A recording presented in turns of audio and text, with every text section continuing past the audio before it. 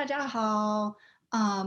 我也是中文讲不出来我的 presentation，so 也是不好意思，我会换到英文。可是我觉得我今天要讲的话，你可以利用the other two really great presentations to build on 我这个 information.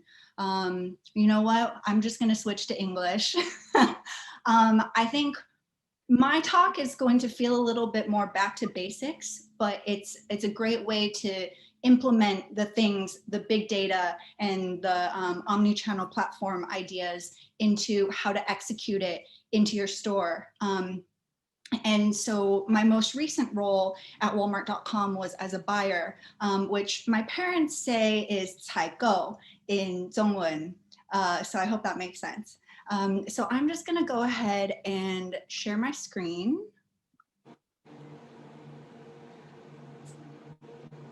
大家看得到吗？看得到，看得到，谢谢。 Okay, perfect. Okay, so I will jump right into it. As a buyer at Walmart.com, I managed over 15,000 products, 15,000 different SKUs across household and pets. So much of my job and any job of a store owner is how do you manage your time? How do you prioritize what you spend time on to create the biggest business impact? So today what I want to talk about is what are the areas of focus that pretty much across every company that I've worked with, Levi's, Facebook, Gap, Walmart.com, that every company we were really told these are the key areas that are most important. Some of it will sound a little bit basic, but when you put all the pieces together, it makes a really big impact. So building a better store is all about being very customer obsessed. You can't think about it in terms of just my customer, if you're a bookstore, my book customer, because your customer is a whole person. They have very many different lifestyles and habits, and that affects their buying habits in every single way. And so it's really important to create a customer profile and understand who is your current customer, how are you retaining this customer, and how is this customer changing? If I were to be honest about Walmart.com in comparison to their competitors like Amazon, Best Buy, they were assuming that their customer was still very store focused. And so in 10 years, Amazon overtook them in terms of retail because Amazon put so much focus into e-commerce, and Walmart was just counting on their customer not to make that shift. And guess what? The customer made that shift. And so, you know, I think Walmart's done a really good job over the past 5-6 years in trying to catch up to the Amazons, but still it's a challenge. So you just don't want to be left behind because it's always harder to make up that lost time. So understanding who is your customer, what's the age of your core customer, where else do they like to shop other than where they're going to you, what kind of data trends, and again, that's where the big data, the square data, that kind of stuff really does come in handy because you can track, okay, are there changes and how are you going to be flexible to your customers' changes? Also looking at what customer market do you want to acquire? So for instance, when I think about my time at Walmart.com, I own the household business. My main customer for household was a busy mom. She's probably 35 to 55. You know, she's coming to Walmart.com once or twice a month to buy her paper towels and cleaning supplies. She's a head of household. That customer profile is very different from the customer that we wanted to acquire to bring growth, which was the younger customer, the millennial customer who is living in a small apartment. So maybe the cleaning tools and things that they're buying are probably very different from the mom who's buying things to clean a 4,000 square foot house in, you know, a city like Walnut, versus the person who is 25, just moved into apartment, lives in New York City. Like those are very different shopping behaviors and trends, and those require very different products. So looking for overlap where you can service both customers with one type of product category is a great opportunity. So in cleaning, I'll use the example again. The area that we found was natural cleaning. Natural cleaning is very popular amongst the younger people, but it also is becoming a trend with older families because there was just this trend of not wanting to use as many toxic products. So then we were able to pick out and prioritize, okay, when we grow our assortment, when we grow our store, when we grow our marketing and promotion, where do we want to focus that's going to maintain today's customer and attract the new customer? So you have to think about your customer base in those types of segments. And then understanding what brands are you aligned with, who are your competitors, and who do you aspire to be, and what are their branding shopping experiences like? The 360 understanding of your customer. You can't think about just, I sell books, books, books, books. You have to think about where are there cross-promotion opportunities that you can leverage to promote your product as well in your customer's 360-degree lifestyle.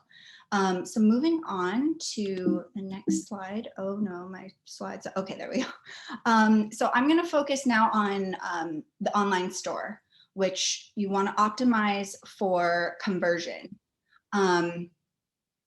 When shopping online, remember your customer's attention span is very short. S.E. Johnson once brought me this customer insight that the average customer, online shoppers, attention span is shorter than a goldfish. Shocking, kind of. So my point is, when someone is on your website shopping, you need to take away any barrier that will keep them from going to the cart and checking out and giving you payment.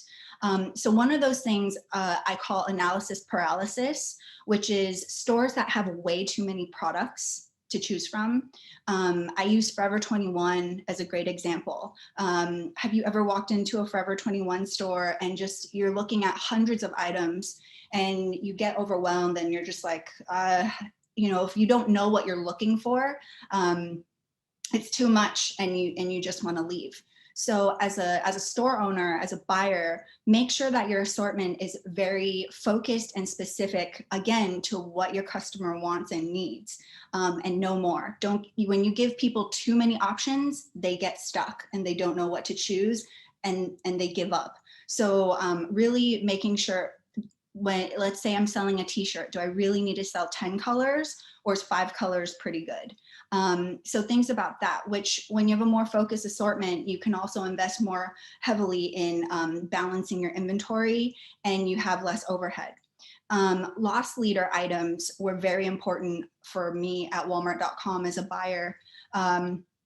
It was the products that your customer is going to come to you regularly, consistently. They need it, they want it, they always like, so for example, mine was paper towels. Paper towels is one of my #1 sellers at Walmart.com. Everyone needs paper towels, but my margin on paper towels was actually quite low, but it was my loss leader because it drove the traffic, it got the customer into my online store, and once they're there, that is the point where you have to make sure your online store is set up so that they leave not just with the paper towels, but all the other things that are priced with a better margin and profit for you to complete the purchase with. It's something that you can drive traffic with and maintain a consistent customer base. Now, with the loss leader item, this is where recommended products is very important. Finding relevant opportunities to show your higher margin items. And that doesn't necessarily obviously mean higher priced, but just higher internal margin. Showing those all together and showing them at the right time and place with your online store is really important, so that, again, it's all about balancing out that final cart checkout. And then considering your shipping costs. So free shipping has just become industry standard now. People don't like to pay for shipping. So generally, I think a good approach is to have a minimum purchase threshold. I'm probably used to at least check out with $25 or $50 of merchandise. Now, taking into consideration on the customer end, okay, I'll spend $50 worth of merchandise and get free shipping. Great. But you as a store owner, you want to make sure that of that $50, you try to push your customer towards the items that cost the least to ship, because they're paying free shipping, but you still have to pay to ship it. So an example I'll give you is when I was working at Walmart.com and in my laundry category, I sold both the Tide that comes in the big jugs. It's very heavy to ship. I also sold the Tide that comes in the little pods, way easier to ship. Price point, very similar. So I did a lot of my marketing and promotion towards trying to drive customers to buy the pods, because they're gonna still get to their free shipping. They're gonna spend the money, they need the pods, but I'm gonna save on the back end because I can ship it for a lot less. So those are things you have to think front end, back end when you're mixing out your profit margins. What are different ways that the customer still gets the best experience? It's almost like psychological warfare. How can you like guide this customer into doing exactly what is best for you and your business, but the customer is still very happy and has no idea? And then finally, the online store is an online store. The customer can't look, touch, or feel like they can in a real store. So you have to bring to them the best experience possible in front of the computer. Customers, if they feel like they're not getting enough information off of a product page, they'll leave. They'll just say, oh, I'll just go buy this somewhere else, or I'll just go get this in the store. And if you're not set up for omni-channel, you're online only, that's a loss of sale. So having a really beautiful product page experience is super important. So I know this sounds obvious, but product images, the more images, the better. Product name, how you name your products and how your customers are expected to search for your products 走啊，一起走了。 is really important. 他的那个有在车上吗？ I think that oftentimes when you're in an industry, you get used to referring to things by the industry term without thinking about how the customer calls the item. So one example I have here is, I wouldn't necessarily put Charmin up as Charmin bath tissue, because most customers don't go searching for bath tissue on Walmart. They're searching for toilet paper. So it's little things like that. You really have to, again, go into the customer mindset of what is the easiest way for my customer to come onto my site and find what they're looking for so that they don't leave. And the product description, this goes back to customers being very lazy, having a short attention span. I think it's great to have very detailed, full product descriptions, but you want to make sure that all the most important information that you want the customer to know about your product is in the first 2 to 3 lines, because most people will not read more than that. So if you have products featured on Amazon, make sure those first 2 or 3 bullet points, I wouldn't even say 3, I'd say make sure the first 2 bullet points of the product description has like 80% of what you want them to know about the product. Do not expect people to read more than that. And then product reviews are so important. I know all of us have purchased something on Amazon. You look through all the reviews before you make a decision. Product reviews help other customers make a buying choice, but beyond that, it also provides feedback to the sellers, because you might start seeing in your raw sales data, hey, this item, since we changed packaging, the sales have dropped. And, one consideration is, oh, is this product just not popular anymore? Do the people just don't like it? We've gotten a lot of feedback through customer reviews citing, hey, I don't like this product anymore because the packaging changed and it's much harder to, it's much harder to use.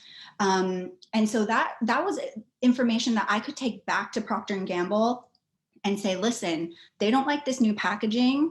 Can you change it and make it better, make improvements? And, instead of just saying, we're not going to sell this product anymore and lose customers that way, we can actually improve the packaging and get those customers back.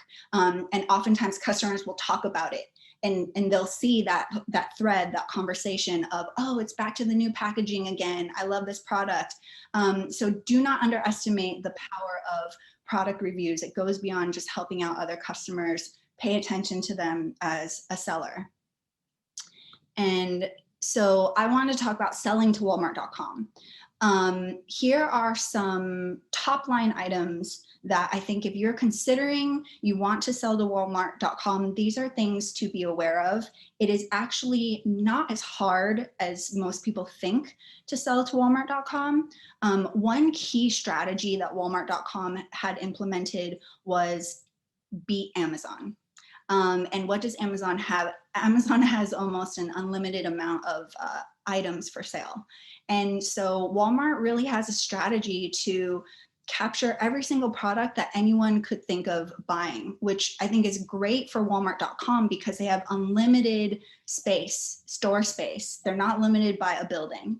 And so if you have a product that you think is specific and unique, and I'll show you later where you can submit your products, you should definitely submit them. And especially if they're already selling on Amazon, that's good data and info to show to the buyer at Walmart.com and say, listen, this is already on Amazon.com, your competitor. So you may want to also sell it. And again, not to go off topic, but if you are already selling things on Amazon and you have sales data or you have any relevant Amazon sales info, Walmart.com buyers will be interested in that because they do see Amazon as their top competitor, and they will not want to be the store that has something, is missing something that Amazon has. So selling to Walmart.com, if you can be a drop ship vendor, which means instead of shipping your product direct to Walmart.com's inventory warehouse, you can ship directly to the customer.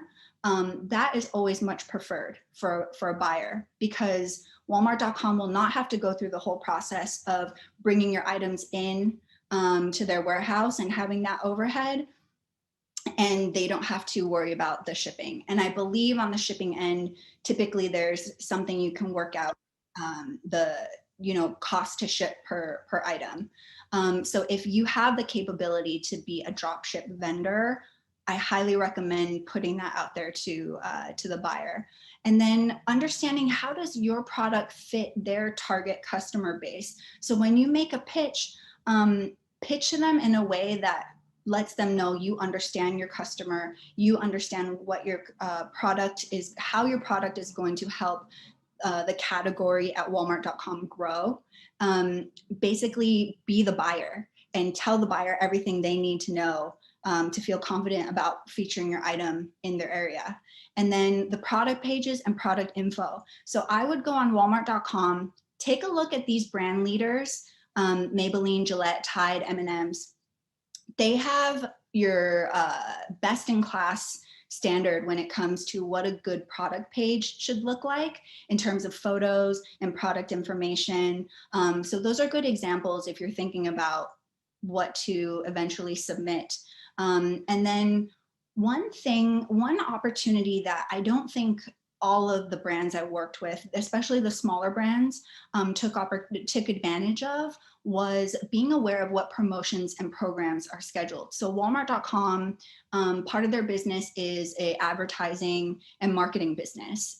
They show ads on their website. And so a lot of my smaller brands, let's say the smaller laundry brand, they would say, oh, I don't have enough money to buy an ad on Walmart.com, so I don't know how to get my items featured. My response to that is when Procter & Gamble, who owns Tide, when they're spending their money to run advertisements and feature laundry detergent on the website, that actually often brings what we call a halo lift to the other products in the category. Because what's happening is Tide is sponsoring the ads, yes, but it's bringing the idea of laundry detergent to the forefront, to the top of the website. So I may not be a customer who buys Tide specifically, but now you've just triggered me to say, oh yeah, I need to buy laundry detergent. And then I'm gonna go in and look through the laundry detergent category. And chances are I might stumble upon your specific product that's under laundry detergent and give your item a try if it's priced well and the product page looks great. That's why you want an amazing product page, is once someone lands on it, you want to grab them and keep them.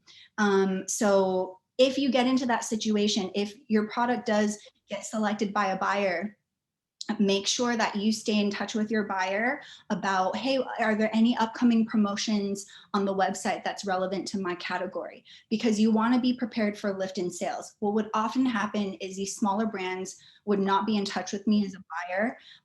A promotion will go up, and then next thing you know, we sold out in their product, and they're like, whoa, what happened? Like, oh, all my units are sold out. And I'd say, yeah, Tide ran an ad.